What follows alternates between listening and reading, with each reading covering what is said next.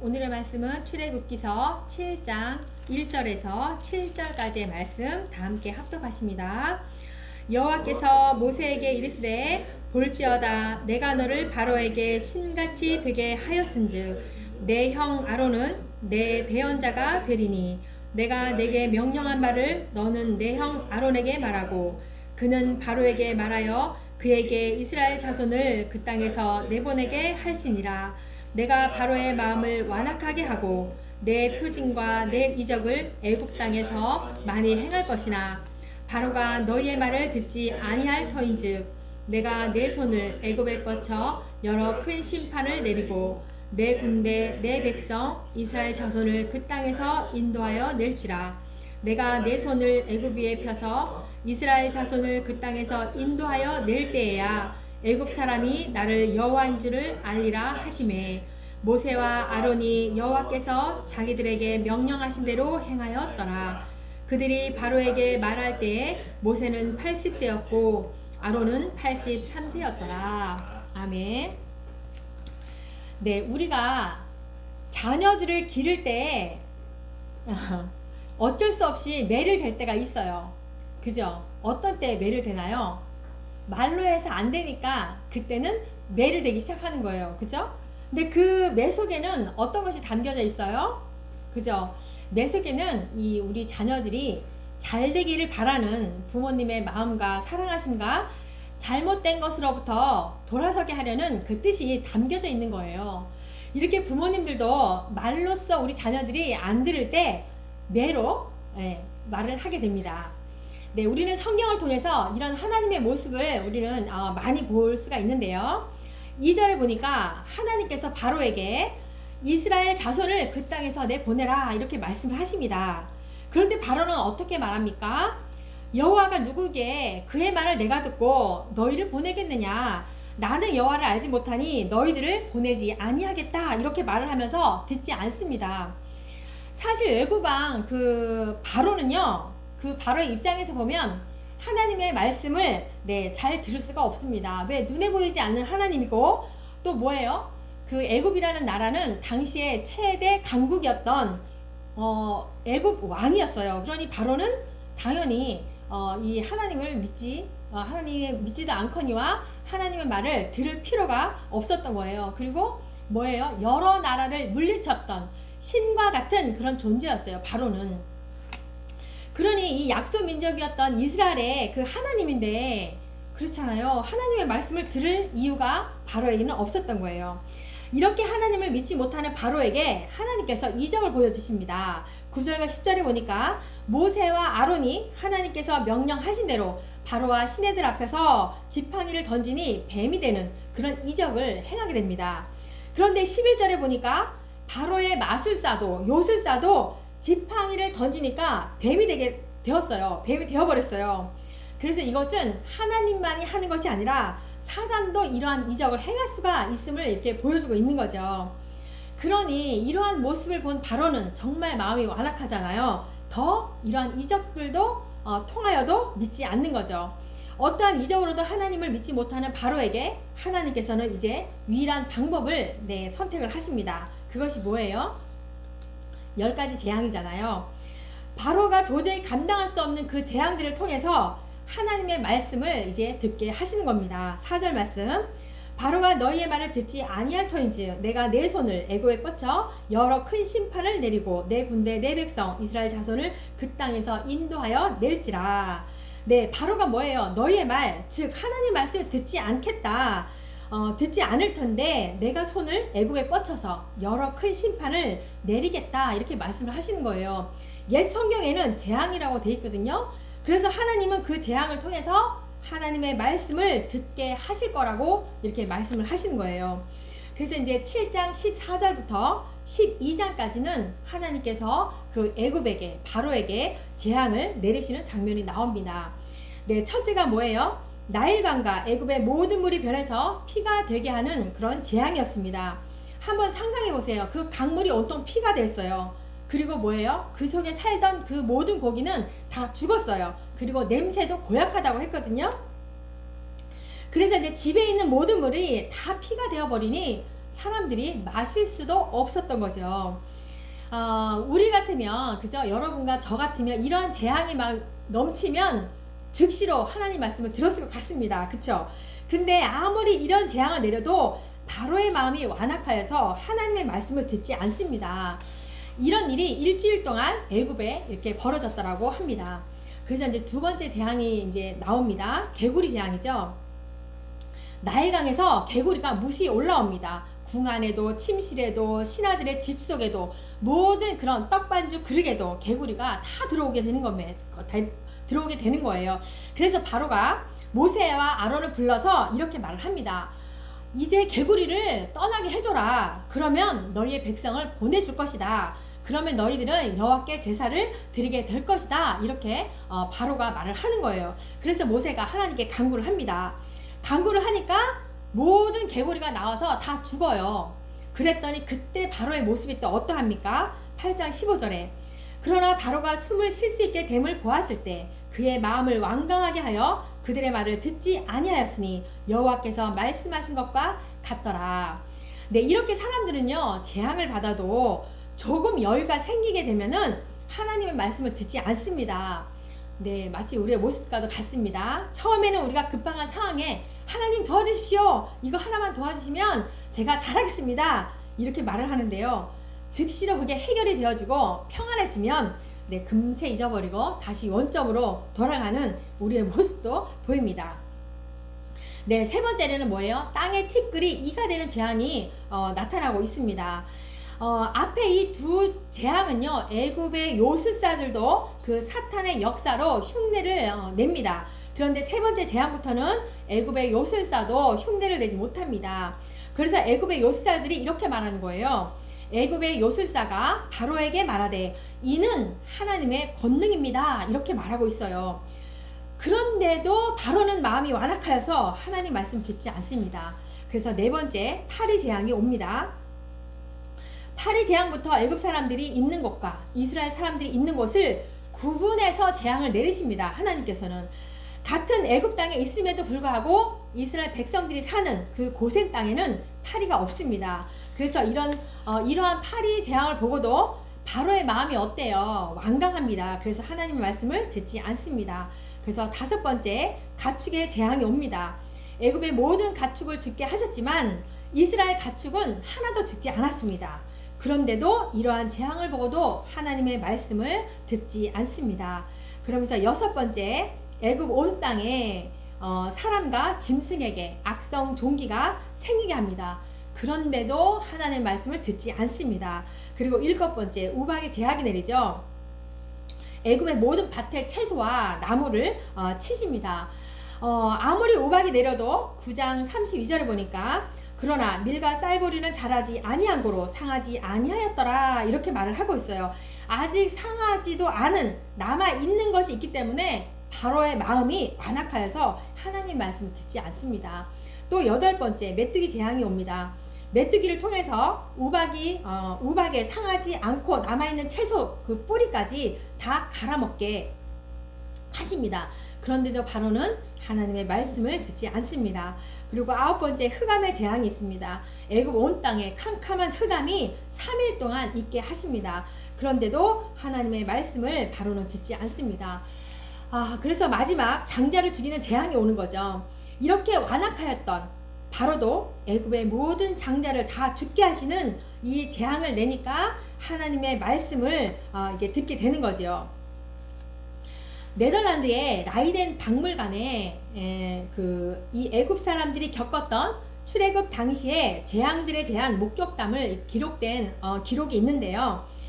어떻게 쓰여져 있냐면 재앙은 온 땅을 휩쓸고 지나갔다. 피는 모든 곳에 있다. 강은 피로 변화했다. 한 사람이 그것을 마시려고 했다. 그러나 마실 수가 없었다. 그는 목이 타들어갔다.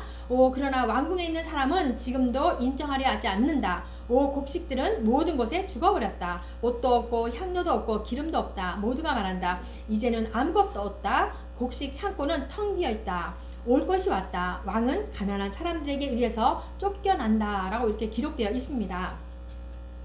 그래서 오늘 본문에 나와 있는 이 재앙들은요, 믿지 않는 사람들도 인정하는 그 역사적인 사건인 거라는 걸 볼 수가 있습니다. 이렇게 하나님의 말씀을 듣지 않는 바로에게 하나님은 재앙을 통해서 말씀하고 계시는 겁니다. 하나님께서 이런 재앙을 통해서 지금도 살아계신 여호와 하나님이라는 것을 말씀하고 있는 것이에요. 출애굽기서 7장 17절 여호와가 이같이 이르노니 내가 이로 말미암아 나를 여호와인 줄을 알리라 볼지어다 이렇게 말씀하십니다. 그래서 하나님의 말씀을 듣는 자는 살겠고 듣지 않는 자는 죽는다라고 말씀하고 계시는 겁니다. 그래서 하나님께서 이 10가지 재앙을 통해서 애굽왕 바로가 믿고 섬기고 있던 모든 신들보다 나는 뛰어난 유일한 참 신임을 이렇게 말씀하고 계시는 겁니다. 그러면서 이제 하나님께서 모세에게 이렇게 말을 하죠. 나일 강가에 가서 바로를 만나라 이렇게 말씀을 합니다. 7장 15절에 아침에 너는 바로에게로 가라 보라 그가 물 있는 곳으로 나오리니 이제 나일강을 말하고 있는데요. 바로가 아침 일찍에 나일 강가로 갑니다. 왜냐하면 바로는요 매일 아침마다 이 나일강 그 신에게 제사를 드리기 때문인데요.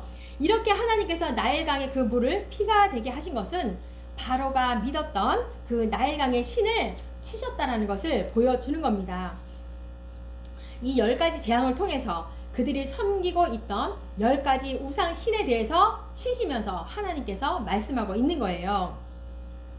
이것을 통해서 여호와 하나님은 이스라엘에게만 살아계신 하나님이 아니라 애굽과 바로가 믿는 모든 신들보다 뛰어난 신이심을 말씀해주고 있는 것입니다.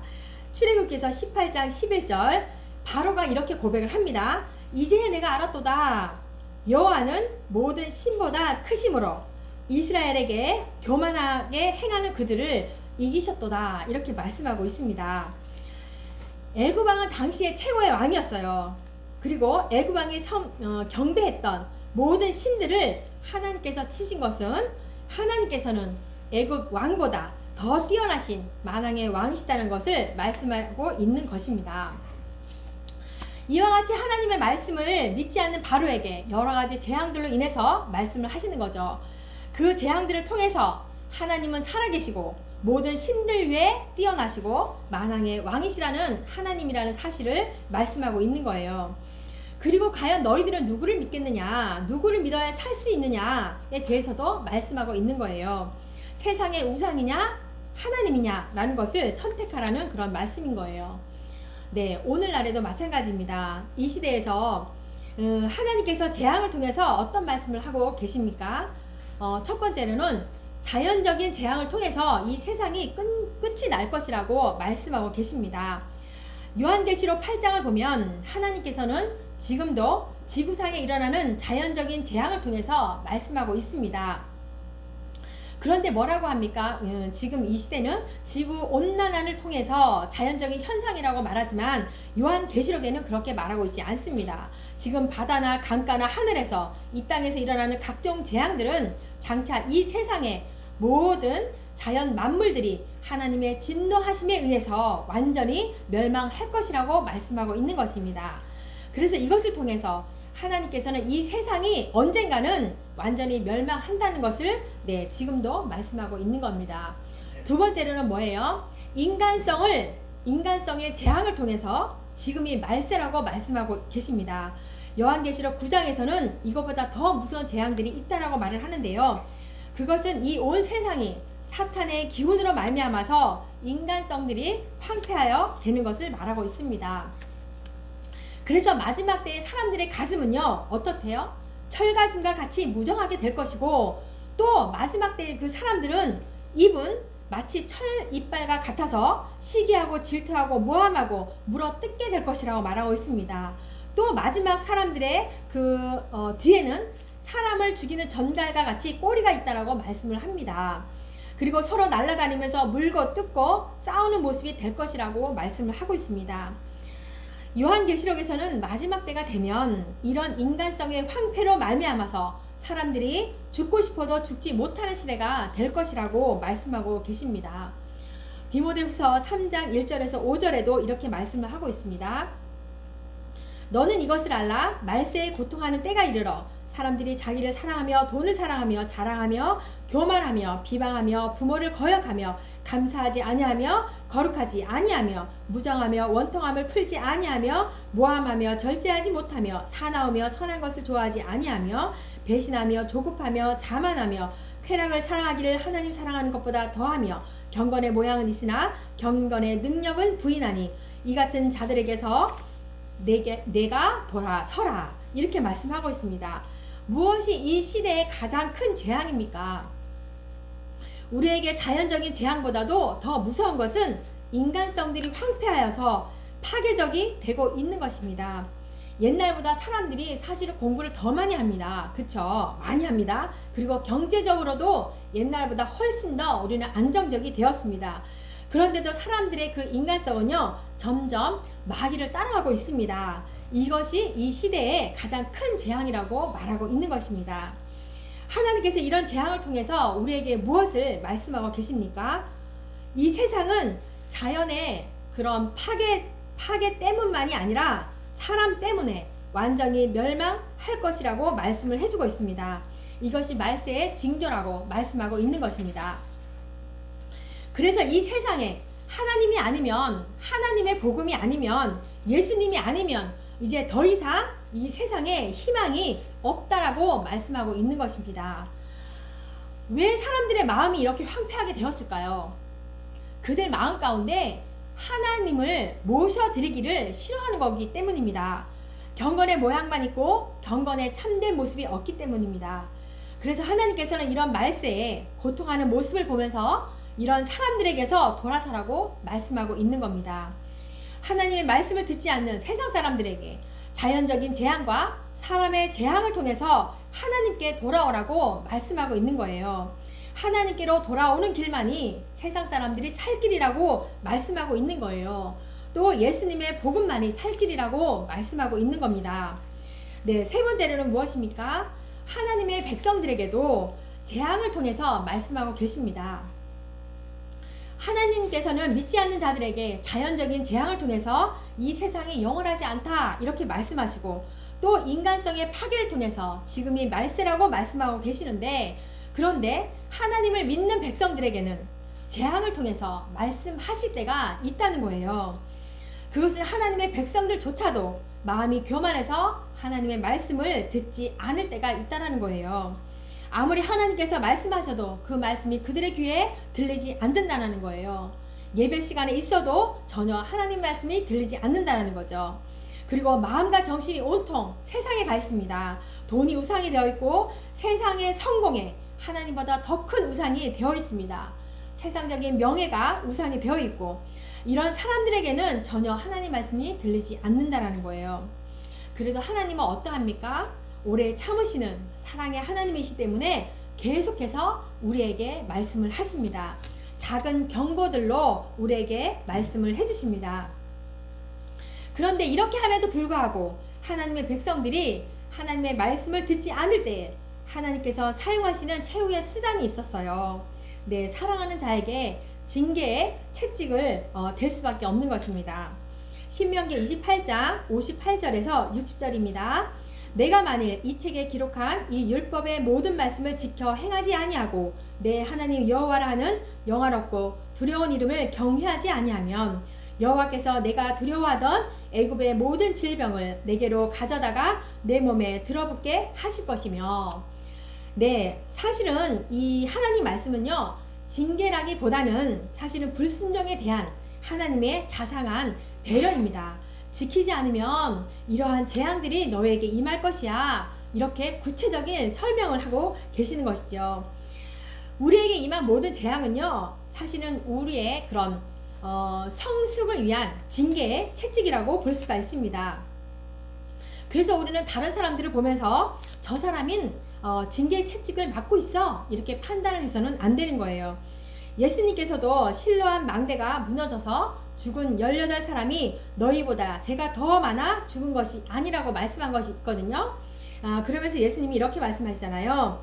그런데 너희도 만일 회개치 아니하면 다 이와 같이 망하게 될 것이라고 말씀을 하고 있어요. 그래서 우리는 절대 사람들을 보고 저 사람은 하나님의 징계를 받았다 이렇게 말씀하면 안 되고 징계에 관한 말씀은 철저하게 나 자신부터 적용을 해야 하는 것입니다. 그래서 조그만한 일을 이렇게 통해서도 잠잠히 하나님 말씀을 들을 수 있는 그런 우리 영예기가 되셔야 할 것 같습니다. 혹시 내가 하나님께 교만하지는 않았는지, 혹시 내가 누구를 미워하지는 않았는지, 혹시 내가 하나님의 말씀에 불순종하지는 않았는지, 혹시 내가 뒤에서 누구를 비난하지는 않았는지, 혹시 내가 하나님보다 다른 것을 더 사랑하지는 않았는지 이렇게 생각을 하셔야 되는 겁니다. 우리는 무슨 일을 이렇게 작은 일이든 큰 일이든 부딪힐 때마다 혹시 하나님께서 내게 말씀하시는 것이 무엇인가 이렇게 생각을 해 보셔야 되는 겁니다. 네, 재앙은 하나님의 가장 강력한 설교라는 그런 말씀이 있습니다. 네, 하나님은 지금도 우리에게 말씀하고 계십니다. 그래서 100편의 설교보다 한 대의 매가 더 효과적이라는 말도 있지 않습니까? 그래서 한 번에 하나님을 만나는 체험이 정말 소중하다라는 그런 말씀인 거예요. 그런데 오늘 이 시대에 가장 큰 문제가 무엇인지 아세요? 지금 우리는 이 불의한 세상에 대해서 하나님께서 징계조차도 하지 않는 것 같습니다. 그쵸? 이 세상을 향한 가장 무서운 징계가 무엇입니까? 하나님께서 징계조차도 하지 않으시고 그냥 내버려 두신다는 거예요.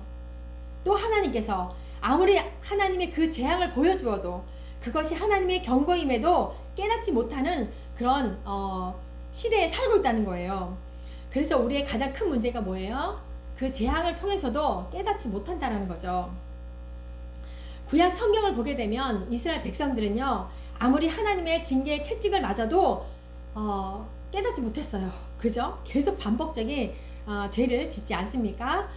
그래서 이 시대에 가장 큰 하나님의 사랑은 또 어떤 거예요? 우리가 하나님 앞에 잘못했을 때 징계의 채찍을 때리시는 거예요. 그게 하나님의 사랑이에요. 그래서 히브리서에 보면 징계가 없으면 사생하다라는 그런 말씀이 있잖아요. 하나님께서 우리를 사랑하지 않으면 절대 때리지도 않으십니다. 채찍을 때리시는 하나님의 마음을 우리가 생각해보는 시간이 되었으면 좋겠습니다. 네, 모든 성경의 스토리는 하나님의 백성들을 향하신 하나님의 일이시고 사랑이십니다. 하나님의 그 집요하신 사랑은 독생자 예수 그리스도의 십자가의 사건으로 확증하여 주셨습니다. 사실 하나님은 우리에게 재앙을 내리시는 분이 아니라 너무나 오래 참으시는 분이십니다. 하나님은 인류가 범죄한 이후로 그저 지금까지 몇천 년 동안 심판을 참고 계시는 분이십니다. 그리고 하나님은 우리에게 재앙을 주시는 것이 아니라 우리에게 축복을 주시기를 원하시는 분이십니다. 에가서 3장 33절 주께서 인생으로 고생하게 하시며 근심하게 하심은 본심이 아니시로다 라고 그렇게 말씀을 하십니다. 하나님은 우리에게 생명과 평안과 축복을 주시기를 원하십니다. 그리고 매가 아니라 말씀으로 우리에게 다가오시는 분입니다. 그런데 도무지 하나님의 말씀이 통하지 않을 때 재앙을 통해서라도 하나님께로 돌아오기를 원하셔서 우리에게 말씀을 하시는 거예요. 그리고 빨리 깨닫고 회개하고 돌이켜야 하는 것입니다. 그러면 하나님께서 금방 우리에게 회복을 주십니다. 네, 항상 하나님의 말씀에 귀를 기울이시고 말씀을 통하여서 미리미리 돌이키며 순종하는 축복된 삶을 살아가는 저와 여러분이 되시기를 주의 이름으로 축복합니다. 아멘. 아멘. 기도합니다. 하나님 아버지 감사합니다. 오늘 말씀을 통하여서 여러 가지 재앙들로 바로에게 임하였지만 바로의 마음이 완악하여서 하나님의 말씀을 무시했습니다. 혹시 우리에게도 바로와 같은 마음들로 고집하며 하나님의 말씀을 듣지 않았는지 돌아보게 하여 주시옵소서. 이 세상의 삶에서 자신을 위한 부와 명예로 평안을 누리며 살지 않게 하시고 하나님의 말씀에 귀 기울이며 살아가는 믿음의 사람들이 되게 하여 주시옵소서. 말씀을 통하여서 한 걸음 한 걸음 우리에게 깨닫게 하심을 감사드리며 예수님의 이름으로 기도합니다. 아멘.